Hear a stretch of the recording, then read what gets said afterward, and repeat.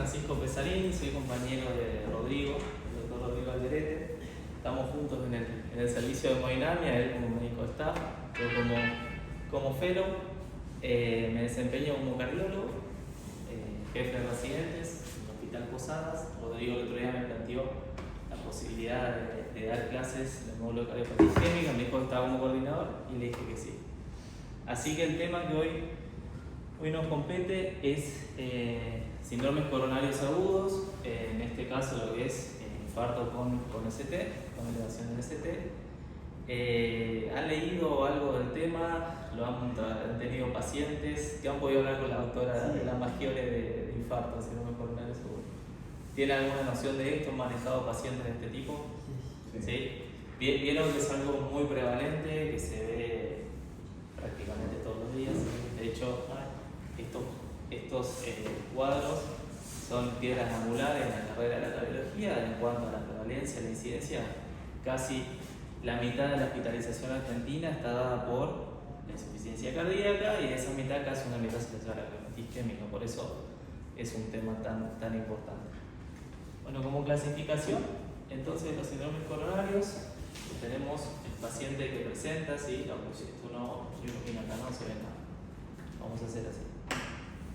Tenemos los pacientes, lo dividimos en los pacientes que tienen elevación del segmento ST y los que están haciendo una oclusión aguda arterial o los que no tienen elevación del segmento ST.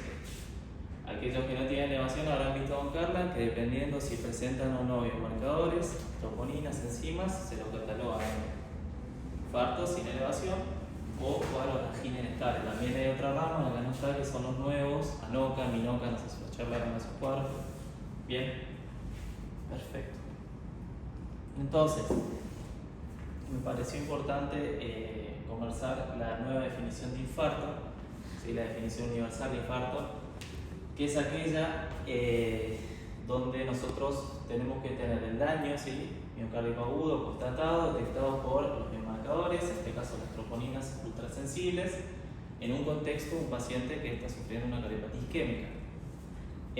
Por lo que debe mínimamente tener una de todas esas condiciones que hay, ¿sí? Los síntomas, los signos, un cuadro sindromático de cardiopatía isquémica, cambios electrocardiográficos, aparición de una Q patológica, ahora vamos a ver cómo se define la Q patológica, la evidencia por imagen, ¿sí? De pérdida de viabilidad del miocardio, anomalías regionales en la motilidad de la pared y identificación del trombo coronario por la angiografía, ¿sí? Esa es la nueva definición de infarto.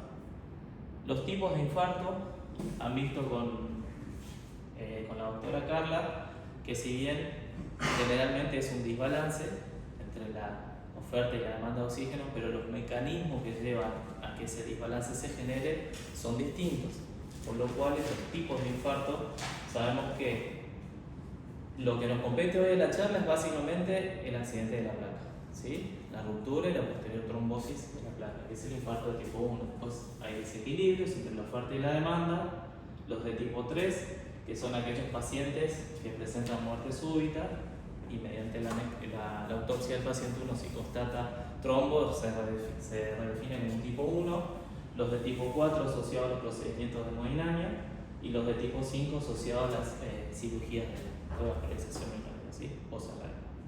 ¿De esto queda alguna duda o los entendieron los mecanismos de infarto? ¿Sí? Bueno, entonces por definición decimos que en el infarto con elevación del segmento ST se produce entonces una necrosis del miocardio como consecuencia de la oclusión aguda, como consecuencia de la oclusión trombótica aguda de una arteria, ¿sí? La presencia y la persistencia de los síntomas de isquemia se va a asociar con la elevación persistente mínimamente de más de 10 minutos del segmento ST, ¿sí? Esto tiene ciertos criterios electrocardiográficos, esto sí es importante, dentro de un electro compatible con lo que es un síndrome coronario con elevación del segmento ST, tenemos que ver la elevación del segmento ST de más de 0,1 milivoltios en dos derivaciones contiguas, ¿sí? Esto va a cambiar dependiendo del sexo y la edad. Puede ser en dos derivaciones continuas, en B2, B3, cambia a 0,15 milivoltios en el caso de las mujeres, más de 0,2 milivoltios en V2V3 en hombres de más de 40 o más de 0,25 en los hombres menores de 40 años. ¿Sí? Luego también se puede considerar un criterio diagnóstico un bloqueo de rama izquierda de novo, ¿sí? O la aparición de una Q patológica, y acá están los criterios del derecho, ¿sí? Q mayor a 0,04, la Q empastada, que tenga muescos, que esté empastado, que tenga un voltaje de más del 25% de la R subsiguiente, ¿sí? O que haya presencia de una Q en B1 o B2, B3.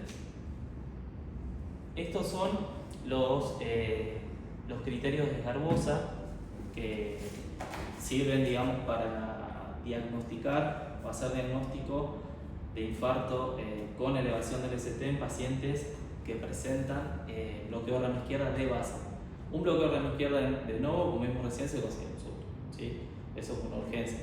Ahora, los pacientes que ya tienen de base un rama izquierda se van a considerar los criterios de Garbosa, que tienen muy buena especificidad pero mala sensibilidad, y ahora les voy a dar el criterio de Smith, que es el tercer criterio de Garbosa modificado para aumentar la sensibilidad de estos criterios. ¿Cuáles son los mismos? Son el supra, la elevación del segmento ST concordante en cualquier derivación de más de 1 milímetro, todas las 5 puntos. La depresión del segmento ST mayor a 1 milímetro en B1, B2, B3 de forma acá sería la depresión del segmento ST más de 1 milímetro en B1, B2, B3, o la elevación del segmento ST en cualquier derivación pero discordante de más de 5. ¿Sí? A partir de los 3 puntos tenemos 90% de sensibilidad, un 35% de especificidad para hacer diagnóstico de supra-ST en contexto de rama izquierda. ¿Sí? Como vemos que la sensibilidad es baja, hay un cuarto criterio, que es el de Smith, que es el tercer criterio de Garbosa modificado. Los criterios de Smith dicen los dos primeros es lo mismo, pero el tercero habla de que la elevación del ST excesivamente discordante en cualquier derivación, respetando una relación segmento ST sobre onda S de más del 25%, suma sensibilidad diagnóstica hasta un 91%. ¿Sí? Ese es el último criterio de Garbosa, pero que está modificado. Bien. En cuanto a la fisiopatología, entiendo que han hablado de enfermedad coronaria con la doctora de la Maggiore. Acá responde, es parecido, es lo mismo, en realidad, que lo que estuvieron viendo de cardiopatía isquémica, nada más que en este caso la oclusión es total. Acá hay un montón de mecanismos inflamatorios, genéticos, multifactoriales. Hay depósito, es una enfermedad crónica inflamatoria donde se deposita colesterol en lo que son las paredes de las arterias. Vamos a tener distintos tipos de placas. Vamos a tener placas blandas con un core central lipídico abundante y con fibra con una capa fina, que son las placas, digamos, más vulnerables. Las famosas placas blandas son las más propensas a accidentarse, a exponer el subendotelio y a que esto genere la cascada de la trombosis, ¿no? Genera el coágulo y la oclusión posteriormente de la arteria. Por eso vemos que responde al tipo de infarto o al mecanismo de tipo 1. Bien. Bien, esto es un poco más de lo mismo, que es toda la cascada, digamos, genética y biomolecular de cómo se genera la carateroma.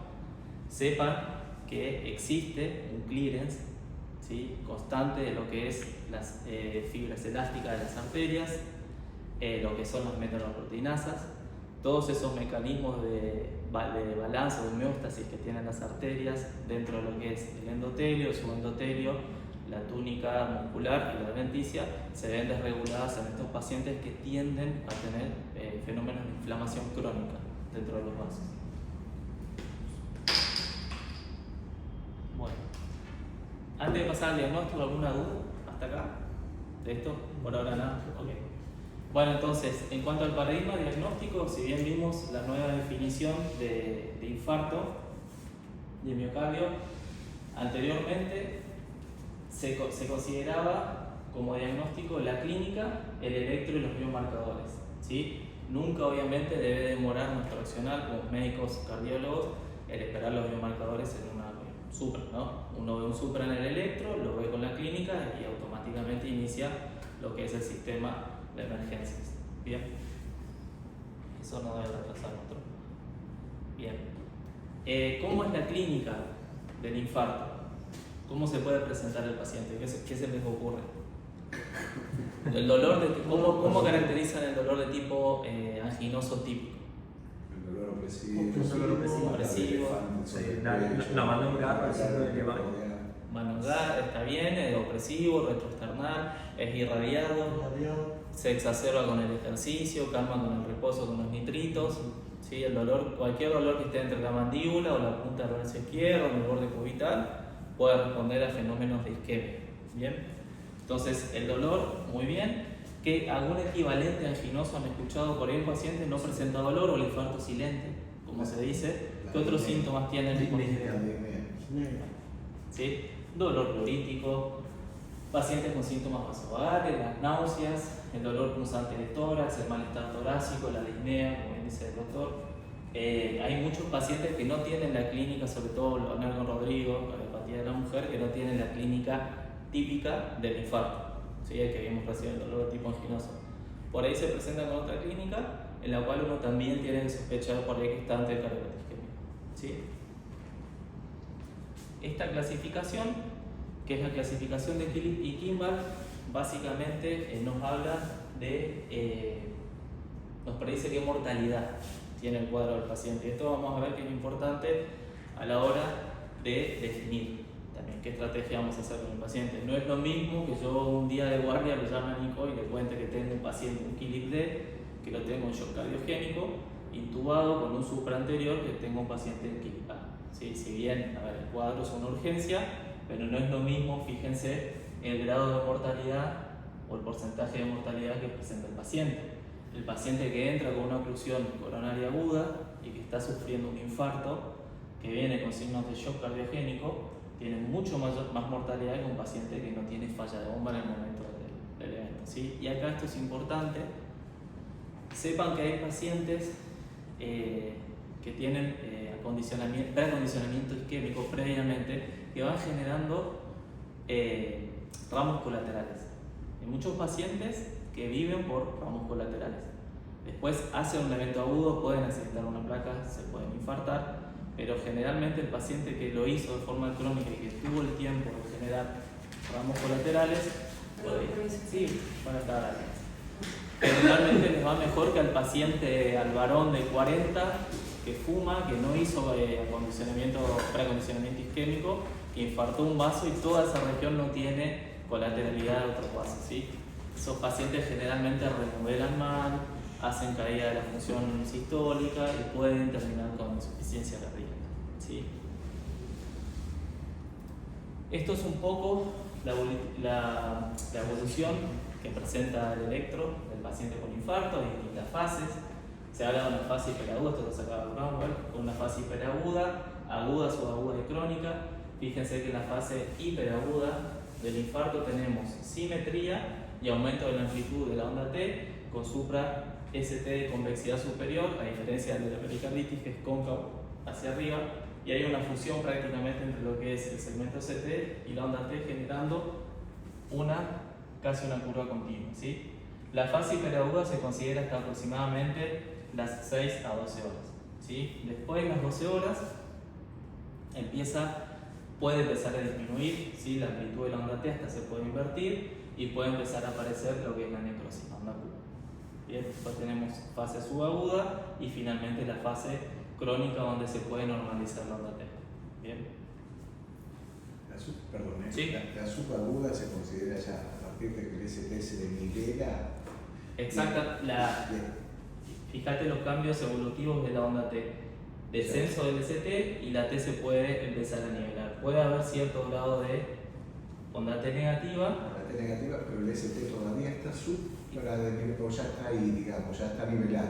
O sea, se perdió ese momento, pasaron las 12 horas. A ver, si es por definición, en la fase subaguda ya estaría nivelado, porque el junction, que es el punto de unión entre el QRS, ¿no? y la repolarización, en comparación con el PR, ya lo tenemos al mismo punto.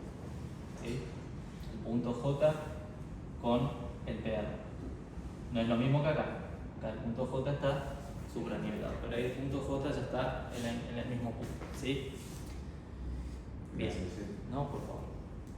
Bien, de biomarcadores, saben que las más utilizadas hoy en día, por la sensibilidad que tienen, ¿sí? Por la rapidez con la cual se elevan, y porque además de ser un marcador temprano, es un marcador que normaliza aproximadamente a los 14 o 21 días, y con el advenimiento del dosaje de las troponinas ultrasensibles, hoy en día son las que se utilizan más que las troponinas sensibles como las de antes.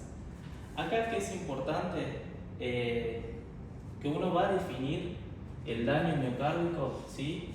Cuando el valor de troponinas está por encima del decil 99, del límite superior de referencia de nuestro centro. ¿Qué es lo que nosotros tenemos que saber? Primero, los tiempos de nuestro laboratorio y qué reactivo usa el laboratorio.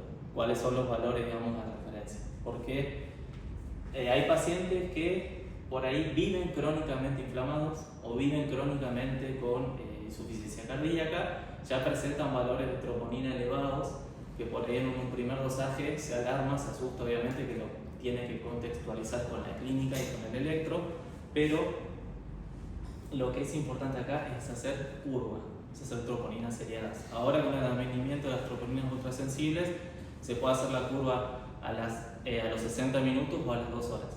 Antes había que esperar entre 3 a 6 horas para las troponinas sensibles. Ahora, con las ultrasensibles, hay lugares que se puede hacer la curva a la hora o a las 2 horas, ¿sí? Y el delta que uno tiene que ver, que es la diferencia enzimática, es más del 20% del valor con el que arrancaste. Y uno de esos dos valores tiene que estar sí o sí por encima del decil 99 de la normalidad, el límite superior de referencia donde vos estás trabajando, el centro, ¿sí?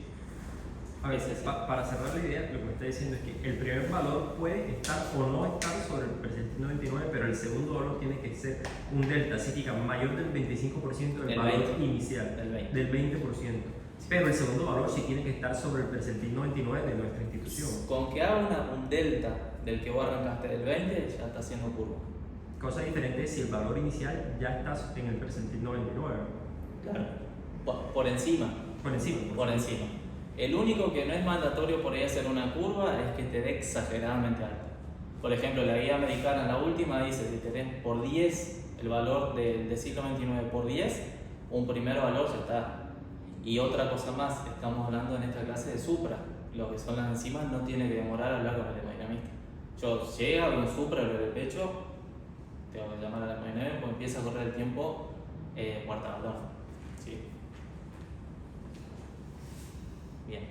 ¿Por qué sirve saber? Obviamente lo que son los biomarcadores, las troponinas. Sepan que no son los únicos biomarcadores, también se usa la CPK o la CPK específica del músculo cardíaco, la mioglobina. Pasa que tienen otros picos, otros tiempos. Hoy en día lo que más se usa es la troponina. Hay otros biomarcadores que uno puede tener en cuenta, ¿sí? Por ejemplo, un BNP. Si un paciente viene en un Kili tipo 4 o tipo 3 o un tipo 2, pero ya está haciendo algo de falla de bomba, siempre está bueno también tener un BNP de entrada para saber qué tanta insuficiencia cardíaca tiene.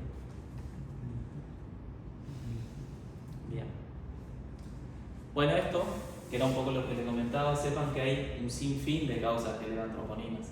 A veces nos pasa mucho en posadas que uno no suele internar troponinas. Eso es lo que por ahí a veces cuesta un poco hablar con los choquistas. Los choquistas inmediatamente, obviamente están entrenados para eso, interpretan las troponinas como cardiología hemodinamia, pero no solamente las troponinas se elevan por cardiología isquémica. Tenemos un montón de causas, ya pueden ser inflamatorias, infecciosas, distintos grados de cardiopatía también isquémica coronaria, pero que no necesariamente respondan a fenómenos de accidente de placa y de trombosis, oclusión, que elevan las enzimas cardíacas, ¿sí? Sepan que la única causa no es el accidente de placa. Entonces, ¿qué hacemos en la fase prehospitalaria? ¿Qué tiene que hacer el personal de salud? Lo primero es saber identificar precozmente, y cuando digo precozmente es en los primeros 10 minutos, hay que hacer un electro al paciente. Estoy hablando de la fase prehospitalaria.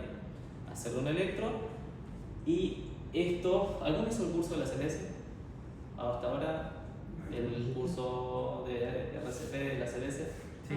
No sé si vieron, los americanos están muy bien aceitados con este tema. La fase prehospitalaria ellos tienen muy bien aceitada, saben identificar muy bien los paramédicos, que la figura del paramédico generalmente identifica y empieza el tratamiento rápidamente, y a eso ellos les disminuye un montón la mortalidad, siendo que ellos se enferman un montón de cardiopatía isquémica. Entonces, la fase prehospitalaria, ¿sí? Que es el personal de la ambulancia debe ser capaz de interpretar el electro, de diagnosticar precozmente un infarto con supra y de rápidamente alertar al sistema hospitalario, ¿sí?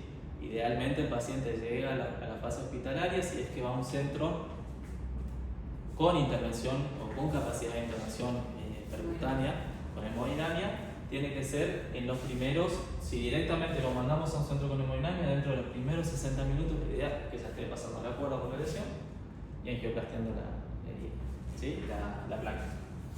Si no contamos con esa posibilidad, si lo llevamos al paciente a un centro que no cuenta, ¿sí?, con centro de hemodinamia, los tiempos cambian. Vamos a ver si estamos o no a más o menos de 120 minutos de la posibilidad de hacer la intervención coronaria percutánea, ¿sí? Si tenemos la posibilidad, la idea va a ser hacer angioplastía primaria antes de los 90 minutos, y si no tenemos esta posibilidad, si no tenemos a 2 horas un centro de hemodinamia, hacer antes de los 10 minutos la fibrinólisis, siempre y cuando no haya contraindicaciones de hacerlo, ¿sí? Ahora vamos a ver cuáles son. Bien. Acá está un poco el resumen. Esto han escuchado hablar. Lo que es puerta balón, puerta aguja, ¿saben eso? ¿Lo escucharon? Si manejaron alguna vez un paciente. ¿A qué se refiere el puerta balón? El tiempo desde que ingresa, digamos, por la emergencia hasta hacer la angioplástica. Perfecto. Y el puerta aguja, desde la emergencia hasta que iniciamos la infusión de fibrinólisis. Perfecto. Sepan que para todo esto hay un tiempo acá. Esto es un repaso de lo que estuvimos diciendo recién, ¿sí? 10 minutos para hacer diagnóstico. Si estamos a menos de 120, hasta mandar a un centro con hemodinamia, la ideal sería antes de los 90, y si vamos directamente a un centro con laboratorio de hemodinamia, antes de los 60 minutos. Bien, la máxima tolerancia para el inicio de la fibrinólisis es hasta los 10 minutos, y acá tenemos hasta la evolución máxima demora del inicio de la fibrinólisis hasta la angiografía de 2 a 24 horas. Llévense este concepto, que son preguntas muy frecuentes, ¿sí? Que es el tiempo puerta balón y puerta aguja. ¿Bien? Hubo una especie de proyecto, programa hace unos años, se llamaba STEM for Life, donde los centros que querían participar era para autogestionar y mejorar esos tiempos, sobre todo, ¿no? Pues, marca la calidad de la organización interna muy fuerte. Tal cual. De hecho, bueno, el doctor Andrés Dín, cuando nos da las clases de cardiopatía isquémica, un médico de Posadas, nos habla de que estos tiempos, ya en la fase, si bien son tiempos que se miden en fase hospitalaria, tienen, acá hay una dinafilmina, básicamente llevémonos esto, ¿no? El tiempo es miocardio, entonces todo lo que sea puerta aguja o puerta balón, que es fase hospitalaria, o los tiempos prehospitalarios, marcan calidad de atención. Y más allá de marcar calidad de atención, marcan el pronóstico del paciente. Sí, porque el tiempo que uno demora es básicamente el miocardio. Que se infarta el miocardio que puede salvarse del paciente, ¿sí? Bien.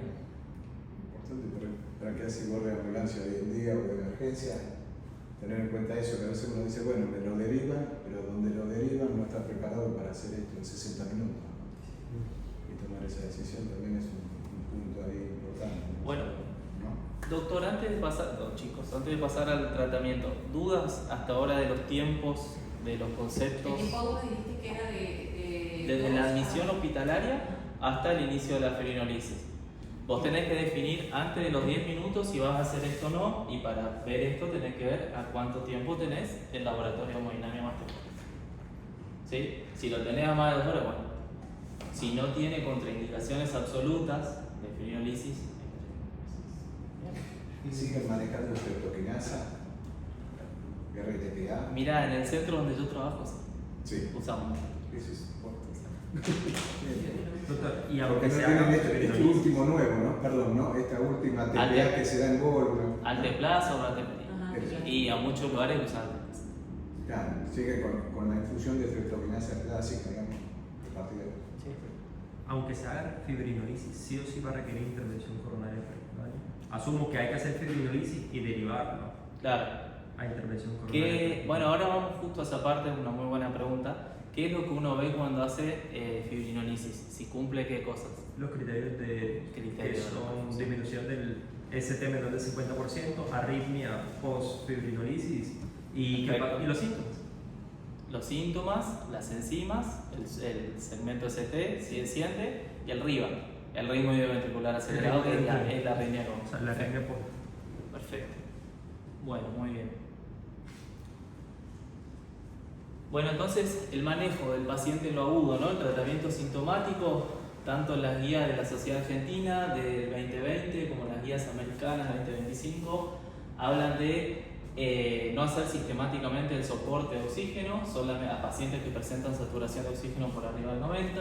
Sí tiene una clase de indicación y un nivel de evidencia 1C indicado a los pacientes que presentan saturación por debajo del 90, una presión arterial de oxígeno por debajo del 60, y el uso de los opiáceos tiene una clase de indicación y nivel 2A. ¿Sí? Hay algo escrito en la nueva guía de la americana que no está aprobado, que podrían llegar a inducir cierta resistencia a los inhibidores del PI2, algunas tienoperinas, ¿sí? Como por ejemplo el Plasugrel, pero la verdad es que eso está en estudio, ¿sí? No es que hay nada confirmado de que usar morfina daría cierto grado de resistencia a los antiplaquetarios. Bien. También había leído que los opioides retrasan el vaciamiento gástrico y disminuyen la absorción como tal. Lo mismo de la misma, que exactamente. Tal cual. Después, el uso de la nitroglicerina vía oral o endovenosa, obviamente, al igual que el uso de la analgesia y del oxígeno, pueden ser obviamente útiles en la fase aguda sintomática, pero ¿por qué ustedes se imaginan que usar nitroglicerina se contraindica en lo que es cuadros de hipotensión? Bueno, porque baja la presión, pero ¿por qué infarto del ventrículo derecho? O por ejemplo, infarto del canal inferior. ¿Por qué no usaría nitroglicerina? Porque es un vasodilatador venoso. Toma la precarga y hipoperfunde. Bajo la precarga y el ventrículo derecho, sospechando que hay compromiso derecho, es una cámara de volumen. Entonces estoy desprecargando el BD y en ese caso podría esperarlo así. Sí, porque hipotensa, ¿no? Y también en pacientes que han usado dosis de napil, inhibidores de la peptidina. Exactamente, porque hacen sinergismo de suma, los dos fármacos y pueden generar cuadros de... Exactamente, muy bien.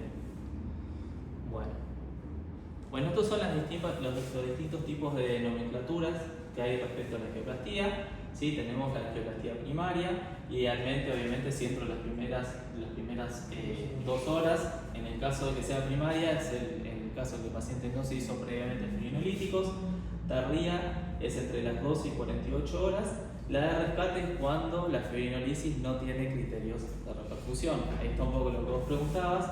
Y la facilitada es aquel paciente que hizo fibrinolíticos y que se puede hacer en un segundo tiempo la angioplastía sistemática de lo que haya quedado. En realidad, ahí no sabemos anatomía del paciente. Sí podemos inferirla, pero no la sabemos. ¿Sí? Este caso de hacer fibrinolíticos y angioplastía sistemática, antes era más farmacoinvasivo, para eso se usa más ese nombre, pero pacientes con alto riesgo de sangrado por todos los scores validados, o pacientes mayores de edad, ancianos con score de fragilidad elevado, no se está indicado, ¿sí? Por el alto riesgo de sangrado.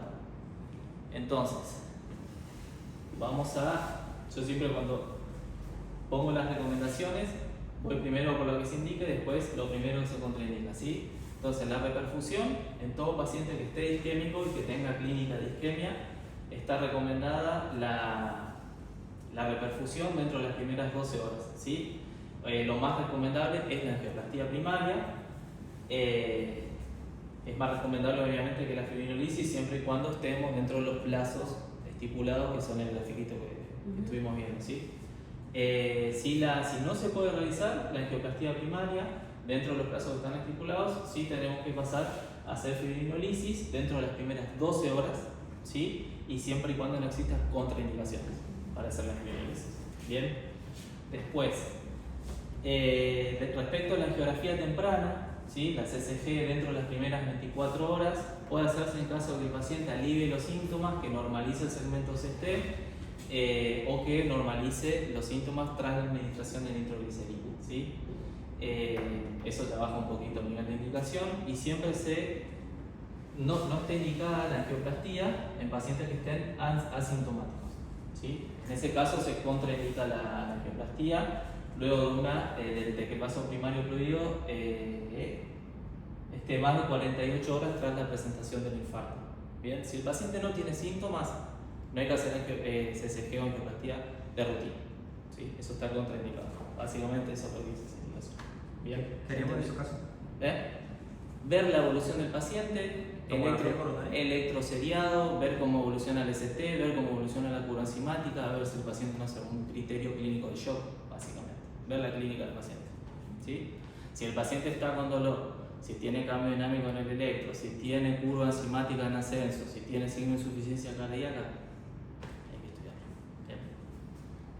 Pero entonces después de que se le puso la carga La doble. Ajá. O cuando se decide. No, si ya le ha dado con todo, mejora algo, ¿no? Exacto. Si ya le dio ASA, si le dio COVID, A veces si le dio NTG, él mejora. A veces pasa que hacen un mismo washout con una trombolisis espontánea ellos mismos de su propio coágulo dentro de la arteria. Ha pasado eso, ¿sí? Que hay pacientes que ingresan con elevación del segmento CT y posteriormente, dinámicamente, el ST tiende a mejorar. Puede pasar. O sea, si mejora ya definitivamente ahí en ese caso no tiene la indicación de realizar si no está asintomático. Si no está asintomático. Si está asintomático, sí. Se disminuye el ST, pero pone grande la Q Ajá. y se está evolucionando. Claro. Ahí lo que podrías hacer es, supongamos, disminuyó el ST y si le duele el pecho o tiene el ST elevado, listo, hemodinámica. Si bajó el ST ¿Y si no le duele el pecho, apoyás el traductor del eco, ¿no? Tenés un poco más de tiempo, ves aquinesia, adelgazamiento, ya está, ya evolucionó, no tiene por qué entrar a urgencias hemodinámicas. Ah, ok. O Ya sea, el pero daño sí, está o sea, hecho. se hace después en cuánto tiempo, 48 horas después se puede hacer sin problema. ¿Ves en qué momento lo estudias? Ah, ok. ¿Entiendes? Nosotros ahí tenemos, me gustaría saber tu opinión también, Nico, respecto a lo que es la aparición de la onda Q, porque en la unidad coronaria de posada tenemos opiniones divididas. Hay gente que... No, lo que vos tenés que, lo que acá ellos tienen que saber es el módulo de cardiología intervencionista y el criterio que usted tiene que saber que hay que tratar en menos de 2 horas corta balón, lo que estuvo enfatizando, ¿sí? Y tenemos que evitar llegar en el subagudo tardío, ¿sí? Subagudo que aparece la onda Q, ya estamos llegando tarde, estamos haciendo un mal trabajo, ¿sí? Con respecto a estudiarlo, paciente que entra sacando el centro, lo que hay que hacer es supra, estudiarlo. Van en ambulancia, llamando que es un código rojo, que lo están esperando, que están tratando un síndrome coronario con supra, porque se tiene que estudiar en menos de 60 minutos, esa es la idea, ¿sí? Como decía el compañero, este for Life a nivel mundial vino a optimizar esos tiempos, a llevar a toda la población un tiempo corto valor mucho más corto. Con respecto a que no entre la confusión, no, las guías vienen para marcar un camino, pero lo que se debe hacer es, si bien es una recomendación, ahí si les queda la duda, cada centro va a ser distinto, porque estudiar o no estudiar un paciente que está cursando un infarto, hoy en día lo estudian a todos, ¿sí? Y digamos, que la mayor parte, Argentina es muy amplio, ustedes vienen de muchos lugares, pero se van a angioplastia primaria para todos, y electropolítico que era para centros donde justo no está el operados y no hay hemodinamia y los demás, ¿sí? La mayoría de ustedes trabajan acá en los alrededores, ¿no? Sí, la verdad que no está muy bien la aclaración de Nico. No está bueno, como dice ahí, esto no deja de ser una guía, no quiere decir que sea mandatorio que uno lo haga, andar dejando arterias responsables del evento isquémicas, ¿sí? Lo ideal, como dice Nico, es cumplir los estándares, tratar de pasar la cuerda en tiempo estipulado y tratar de salvar todo el miocardio posible, ¿sí? Así que, si bien son indicaciones, tienen estudios que avalan, estudios que no avalan las cosas, pero hay que contextualizar, ¿sí? Bien. ¿Se entendió eso? Sí, claro. Sí. Bueno, acá obviamente un poco más, reforzando lo que decía Nico, siempre se recomienda con indicación 1A la angioplastia primaria, con stent liberadores de fármaco en el vaso culpable, siempre que se pueda el acceso radial. El uso de aspiración sistemática no de los trombos, ¿sí? En los cuadros agudos no se recomienda como de rutina, de hecho estaría contraindicado, y acá está un poco lo que decía Nico, no aplazar el tiempo de los implantes de los stents. Siempre que sea posible implantarlo de forma más temprana posible, mejor, es más miocardio que se saca. Respecto a lo que es la angioplastía del vaso culpable, los pacientes que vienen con una placa accidentada en un vaso pero tienen enfermedad multivaso, la verdad es que no se hace de rutina la angioplastía a los vasos en el caso de los pacientes que están con un shock coligénico. Solamente se trata vaso culpable y se ve en diferido si se puede tratar los vasos no responsables de isquemia en ese momento. ¿Sí? Bien, fíjense que la indicación en el caso del shock cardiogénico de hacer angioplastia primaria los vasos no responsables es 2A. El 2A es siempre avalado por estudios de no inferioridad en el cual vos podés hacer o podés considerarlo, pero no es que te dice hacerlo o no hacerlo. ¿Sí? Si lo haces y si no lo haces, no lo haces. Es bajo el nivel de evidencia. Después, también se recomienda con un nivel de evidencia 1A, la administración de los inhibidores PI212, sea Prasugrel o Ticagrelor, o en el caso de que no se disponga de los previos, de Clopidogrel, o si están contraindicados estos, ¿sí? Por ejemplo, contraindicaciones de Prasugrel, pacientes mayores de 75 años, renales crónicos con caída de tasa filtroglomerular, que estén anticoagulados por vía oral, menos de 60 kilos, que hayan tenido antecedentes de sangrado cerebral central, o que no conozcamos la anatomía coronaria, o en el caso del ticagrelor, pacientes que hayan tenido eventos cerebrales o que estén anticoagulados. En esos casos se puede iniciar clopidogrel, ¿sí? Sepan estas contraindicaciones. Y también tenemos como tratamiento antiplaquetario el uso de la carga, siempre con carga de 300 miligramos y luego con mantenimiento de 100 de aspirina, ¿sí? El uso de los anti-2B3A, ¿sí? El axizimab o el tirofiban, tienen indicaciones específicas que generalmente la ve el hemodinamista en la sala de hemodinamia cuando ve grandes cargas trombóticas o que el resultado geográfico post-angioplastía no es, digamos, un TIMI-3, ¿no? El mejor resultado geográfico. En ese caso puede llegar a tener indicación hacer la antiagregación también considerada con anti-2B3A.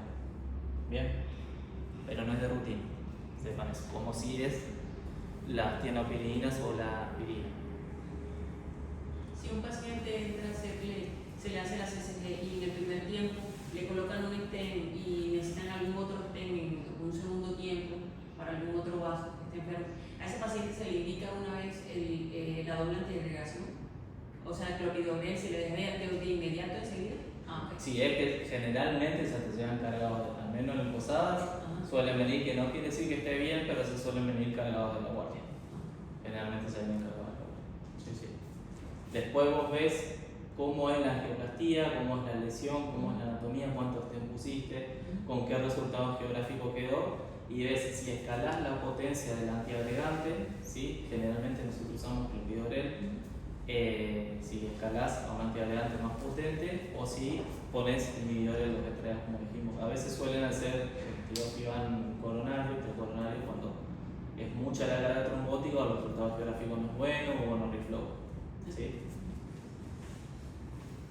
Bien, entonces la carga, ¿sí? De la aspirina dijimos que era 300 con un mantenimiento de 100 miligramos día. En el caso del clopidogrel, carga de 600 con mantenimiento de 75. Caso de Prasugrel, 60 miligramos de carga con mantenimiento de 10.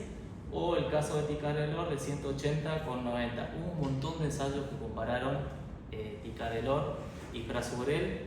La verdad es que todos dieron como para no inferioridad uno del otro, el que presentó menores tasas de sangrado Prasugrel. ¿Sí? No es que hay uno mejor que el otro, pero sepan que presentó un poco menor de tasa de sangrado que el tica Prasugrel.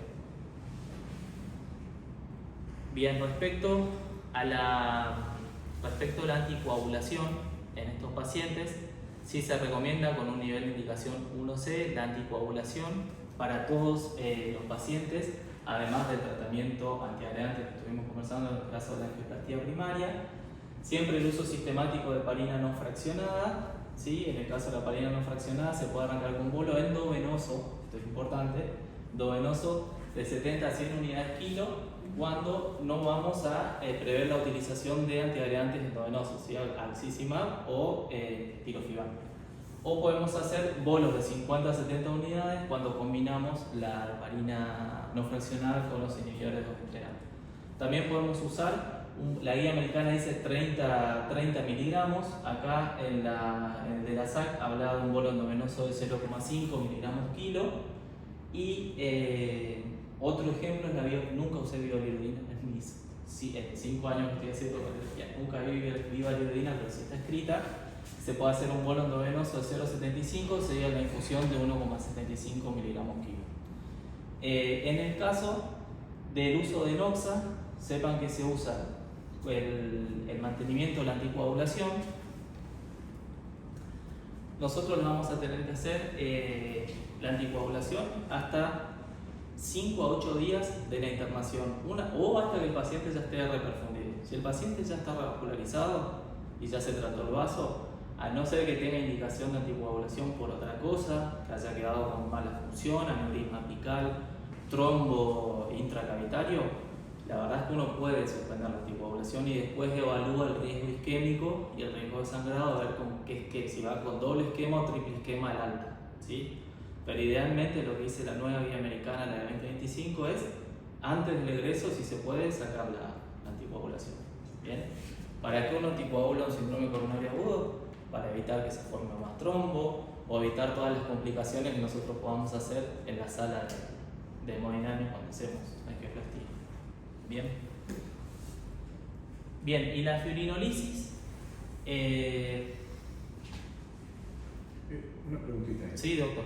Si el paciente ingresó tardío o no, pero evolucionó, hizo PU y demás, ya segundo o tercer día está con la PU y no dio signos de reperfusión, digamos, infarto. ¿La anticoagulación la mantiene igual hasta el momento del alta? O sea, vino con un infarto, Sí. sin estrategia de repercusión, se infartó. tarde o no reperfundió, lo que sea, evolucionó el infarto. Un infarto evolucionado. Y ahí te puedo contestar, por ejemplo, le hacemos un eco, lo recibimos en coronario, está el paciente, lo vemos con el eco, tiene 12 de fe con aneurisma apical y un trombo de alto riesgo. Claro. Lo anticoagula el paciente. Un inferior chico sin demasiada caída de la fe y evoluciona, digamos, bien, sin arritmia, sin nada, una fibrilación auricular, tampoco nada. Pero se estudia.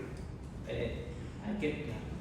La heparina, digo, la anticoagulación, ahí nomás, se termina, digamos, 48, 72 horas, o lo siguen No, eso es.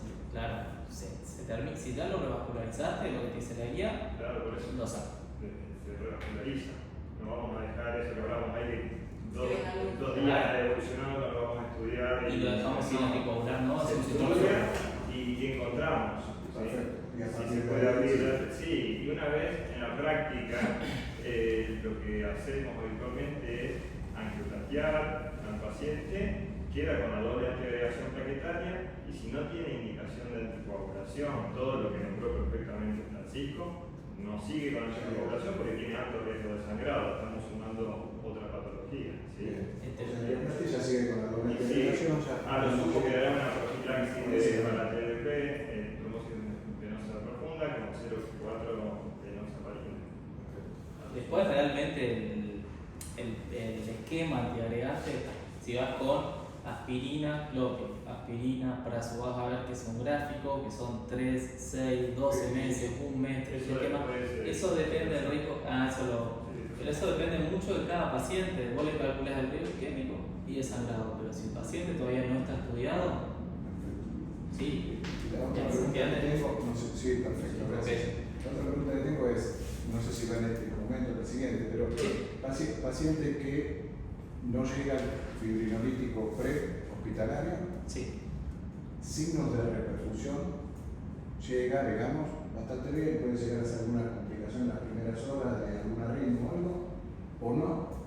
¿Cuánto tiempo esperan después de esa primera infusión de fibrinolíticos hoy en día, que por él la recibió prehospitalario, hubo signos de reperfusión, para estudiarlo, digamos, y resolver algo que reperfunde algo bien? O sea, ese paciente seguro tiene patología coronaria, digamos. Bueno, lo hacen en la misma internación, hacen la evolución y lo difieren. Bueno, él lo explicó bien, él lo puso hoy, que esperaba. Si no podés hacer una. Si tú. A ver, si se hizo fibrinolítico, habitualmente acá no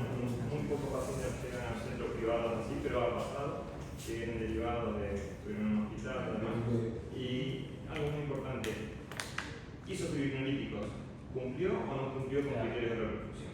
Si cumplió con criterios de reperfusión, se pueden esperar 24 horas y si tiene alta sospecha de enfermedad coronaria para estudiar. Si lo hacemos, por ejemplo, fibrinolítico, y en las próximas horas lo queremos estudiar, tenemos más chances de complicaciones por hemorragia.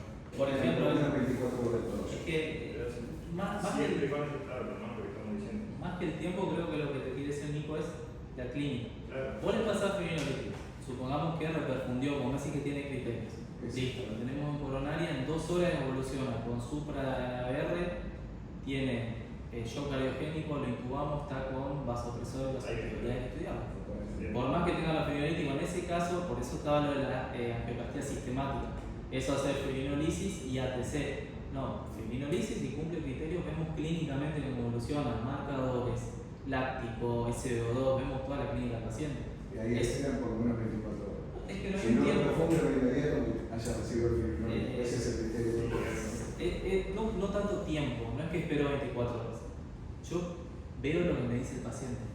Si el paciente se está chocando, hay que estudiar. No. Independientemente de las 24 horas. Si el paciente está estable. Evoluciona bien, digamos. Exacto. 24 horas por lo menos para poder estudiar. Exactamente. Y si dentro de todavía la internación.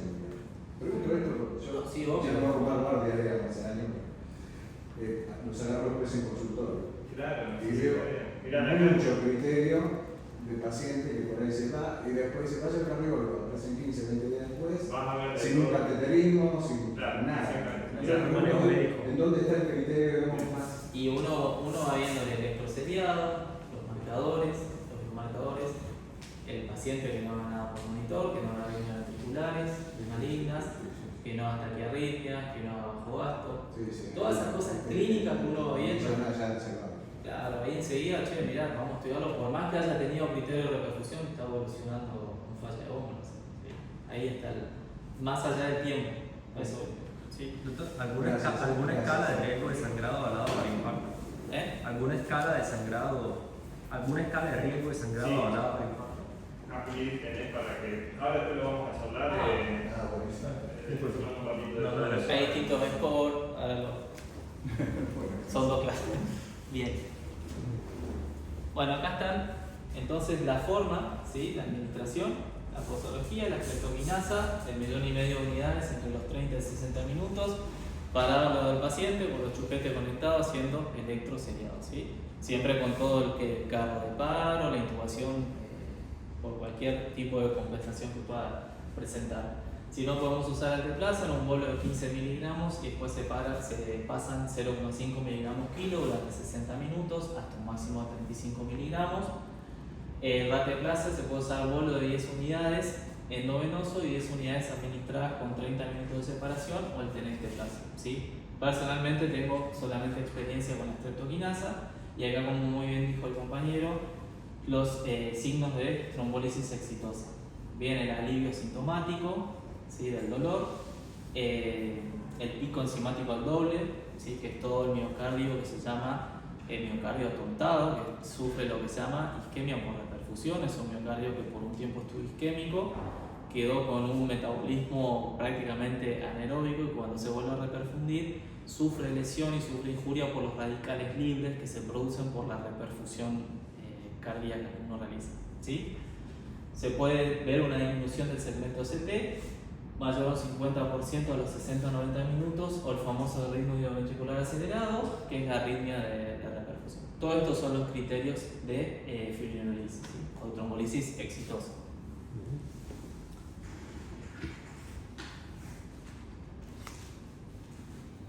Bien, solamente la única tienopiridina que iría con los fibrinolíticos, ¿sí? En el caso de uso combinado con fibrinolíticos, es el clopidogrel. No tenemos que usar como coadyuvante a fibrinolisis para supraclavicular porque tuvieron que detener los estudios con mucho sangrado. Bien, solamente si vamos a pensar algo, va a ser clopidogrel.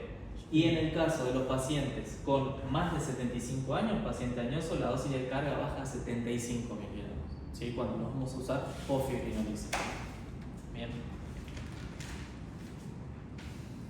Bueno, acá es el uso de de la enoxaparina, ¿sí? Que era muy parecido a lo que estuvimos utilizando.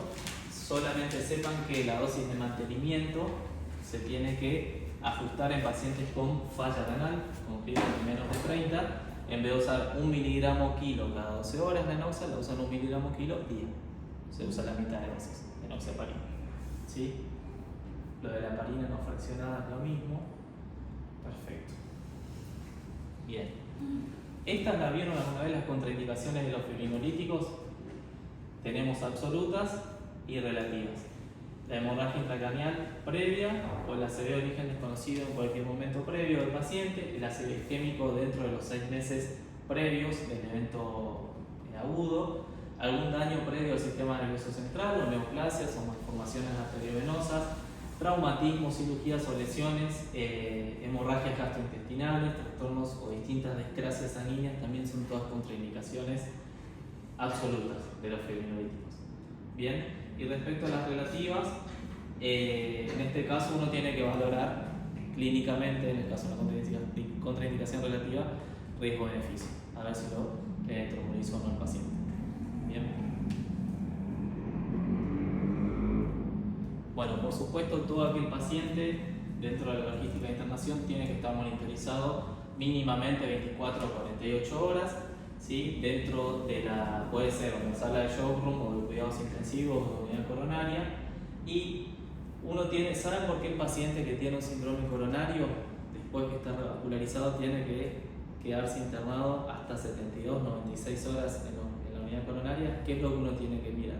Las complicaciones por infarto, ruptura de la pared libre, ruptura del tabique, Perfecto. todas las arritmias que pueden presentar, Perfecto. aneurisma del... Complicaciones eléctricas y complicaciones Mecánicas. Perfecto, excelente. Básicamente por eso se queda. Ya le había hecho esa pregunta al doctor García Merletti y él me dijo, che, Fernando, sistemáticamente siempre le pedimos un ecocardiograma antes de que se vaya. Y también todas esas complicaciones no son difíciles de ver, repercuten hemodinámicamente rápidamente en el paciente. La ruptura de la pared libre es un paciente que se va a complicar rápidamente. No sé si sea tan así, pero con toda la experiencia del mundo imagino que es así. El tejido inflamado es tejido friable que es muy propenso a romperse.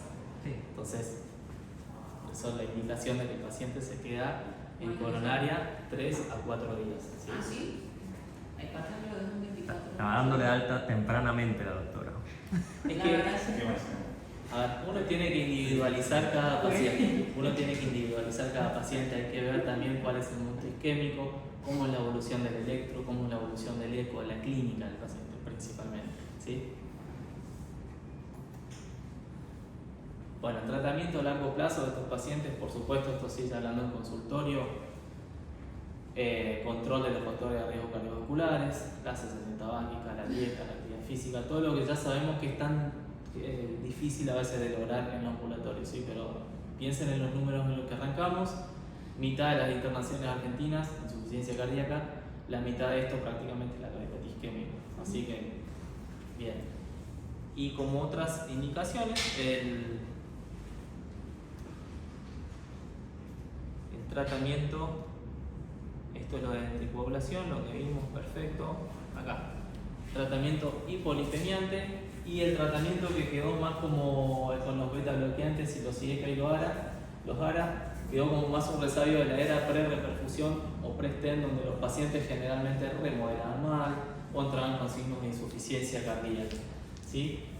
De respecto al tratamiento hipolipemiante, la nueva guía dice que tan pronto como sea posible a un paciente hay que llevarlo al objetivo lipídico, ¿sí? Después hay controversia respecto a si realmente en lo agudo tiene algún tipo de repercusión inicial estatinas a alta intensidad, ¿sí? Y altas dosis, que estamos hablando de Rosu 20 o 40 o Atorvac 40-80. El paciente que es naive de tratamiento hipolipemiante, la guía americana habla también de hacer doble esquema con ezetimibe, ¿bien? Y todos aquellos intolerantes o refractarios en los cuales no cumplimos metas lipídicas, hablan de añadir los inhibidores del PCSK9, los Mirna como el inclisiran o los no estatínicos como los empedoicos, bueno, están ahí empezando. Bien. IECA y ARA, inclusive la americana, la de Arni, entre esto, ¿sí? De hacer sacubitril valsartán, pacientes con deterioro de la función sistólica. ¿En qué pacientes no pondrían ni EGK-ARNI o beta-bloqueantes? El paciente que presenta shock cardiogénico, bloqueo de completo, ¿entienden? Disminuir todas las propiedades cardíacas sí sirve para los pacientes con insuficiencia cardíaca, pero el que se nos presenta en un bajo gasto cardíaco, no, claro, no vamos a poner beta-bloqueantes. ¿Bien? Ese fue el estudio COMIC. Exacto. El estudio COMIC que demostró que en las primeras 24 horas los pacientes con shock cardiogénico contraindicados los beta-bloqueadores. Beta-bloqueantes. Tal cual. Aumentamos. Y si requirió glutamina, milrinona o hacer pulso de levosimenal o tinotropismo, mínimamente 24 o 48 horas lo esperas. A ver que no se vuelva a pinchar. Pero eventualmente sí se los pongo, ¿verdad? ¿Cómo? Eventualmente sí se los pongo. Si deterioró la función, tenés indicación. Sí, sí, sí. Sí, sí. Perfecto. Bueno. Qué grande. Estamos en tiempo justito. Porque son las 6. Muchas gracias. No, por favor, ¿tienen dudas o preguntas de...? No, Ya la fuimos resolviendo. Sí. No, excelente las preguntas y los estudios. No, esta mañana le hice una pregunta a mi médico de planta. Lo que pasa es que quedé con mucha duda. Paciente que previo al síndrome coronario venía ACO, cualquier ACO, de garzona, de gatrana, pizza, por FA, y el paciente hace una enfermedad coronaria, hace un síndrome coronario con elevación de cemento de T, le colocan un stent y requiere doble antiagregación plaquetaria. Sí. ¿Por cuánto tiempo la triple terapia? ¿Por cuánto tiempo la terapia con ASA o opioide y Si anticoagulación? la respondo en el momento. Tenés que ver al final de la clase el ritmo de sangrado. Es el pero sangre las en el guías cuerpo. te dicen cómo seguir y qué anticoagulante te recomiendo. Ahora Sí. vamos a hablar. Igual. ¿Cómo hacen habitualmente un pequeño break? no, ¿Se pasan al baño